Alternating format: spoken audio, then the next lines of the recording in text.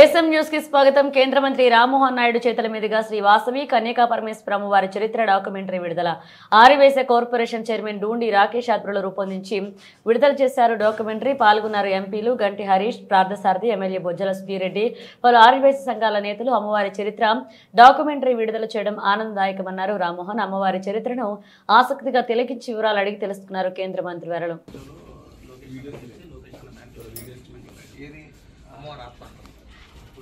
ఏంటి దాని హిస్టరీ ఏంటి? కన్యకా పరమేశ్వర అమ్మవారు యాక్చువల్గా ఏ కులానికి ఆ దేవత లేదు. కులాలు చాలా ఉన్నాయి. బేసిక్గా కన్యకా పరమేశ్వర అమ్మవారు పార్వతీ అమ్మవారి నుంచి వెలిసిన తర్వాత ఈ కులానికి దేవతగా ఉంటారు. ఈ కులంలో ఉండి ఈ పెనుగొండ అనే ఊర్లో పుట్టారు. పుట్టిన తర్వాత అమ్మవారిని వేరే క్యాస్ట్ ఒక రాజుగారు ఇంట్రెస్ట్ చూపిస్తే నేను అలా చేయను, నేను శివుడికి మాత్రమే ఐక్యమని చెప్పి తనంతట తను అగ్నిగుండం ఏర్పాటు చేసుకొని అగ్నిగుండంలో ఆహుతైపోతారు. ఆమెతో పాటు 102 ఋషులు గోత్రికులు ఆహుతైపోతారు. సో ఆ రోజు ఆమె విశ్వమాతగా వచ్చి చెప్తుంది, నేను ఇట్లా ఆర్యవేశులు కులదేవతగా ఉంటాను అని. ఇది అమ్మవారి చరిత్ర. అక్కడి నుంచి దేశవ్యాప్తంగా వైశ్యాస్ అందరూ కూడా అమ్మవారి టెంపుల్స్ పెట్టుకుంటారు.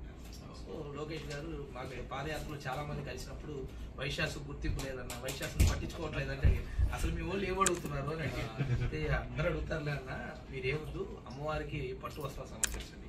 తిరుపతిలో ఎలా అయితే ఏటా పట్టు వస్త్రాలు ఇస్తారో, శ్రీశైలం మల్లన్న స్వామికి ఎలా అయితే పట్టు వస్త్రాలు ఇస్తారో, అమ్మవారు ప్రభుత్వం పెట్టండి, అది మేనిఫెస్టోలో పెట్టండి. అమ్మవారికి వస్తే యావత్ వైశ్యాస్కి వచ్చినట్టే అని చెప్పి చెప్పాం. అది అమ్మంటే మేనిఫెస్టోలో పెట్టారు. వచ్చిన తర్వాత అసెంబ్లీలో క్యాబినెట్లో చర్చించి మొన్న రీసెంట్గా అమ్మవారి ఆత్మార్పణ జనవరి 31 వచ్చింది.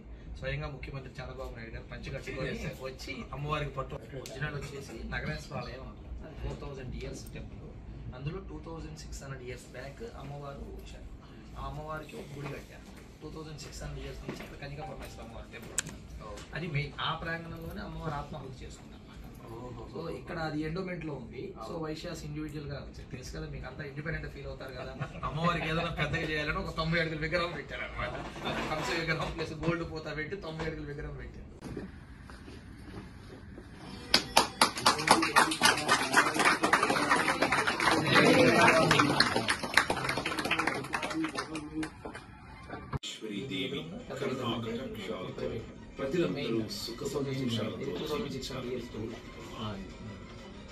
సార్ మళ్ళీ అది కూడా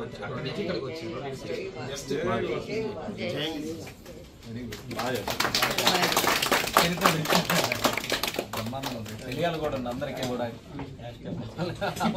అందరికి తెలియదు, నాకు తెలిసి ఇప్పుడు పిల్లలకు కూడా ఎక్కువ మందికి తెలియకపోవచ్చు. ఈ యానిమేటెడ్ డాక్యుమెంటరీ ఏంటి జనాలకి తెలుస్తుందని ఇప్పుడు ఏంటి ఇప్పటి నుంచి సర్క్యులేట్ చేస్తాను. ఇప్పుడు ఇక్కడి నుంచి మొదలెట్టడం. మీరు ఒకసారి వెళ్ళండి, నేను వదులుతాడు అనుకుంటాను. మా తరపు నుంచి తప్పకుండా.